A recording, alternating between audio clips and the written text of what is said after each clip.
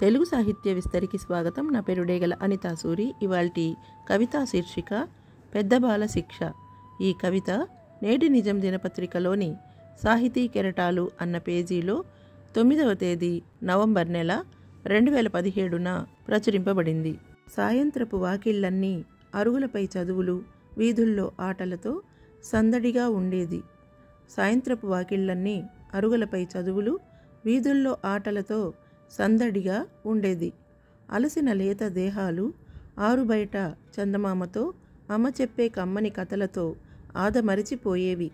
అలసిన లేత దేహాలు ఆరుబయట చందమామతో, అమ్మ చెప్పే కమ్మని కథలతో ఆదమరిచిపోయేవి.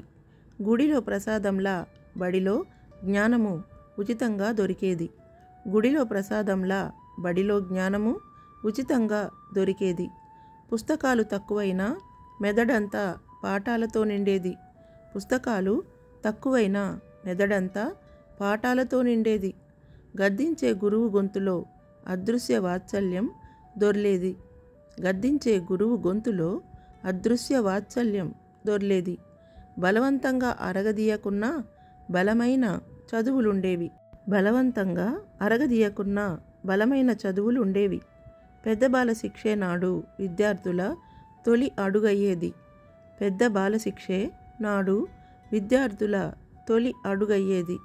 ధనం, కాలం, నిద్ర, ఆటలు అన్నీ వదిలి వల్లెవేసిన నేడు బాలల పాలిట మిథ్యగా మారిన విద్య బలవన్మరణాలతో తనువులు చాలించేంత పెద్ద శిక్షగా పరిణమించింది.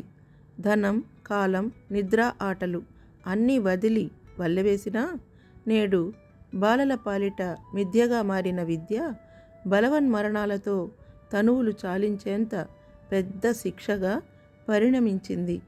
ఈ పెద్ద బాల శిక్ష మీకు నచ్చినట్లయితే కామెంట్ చేయండి.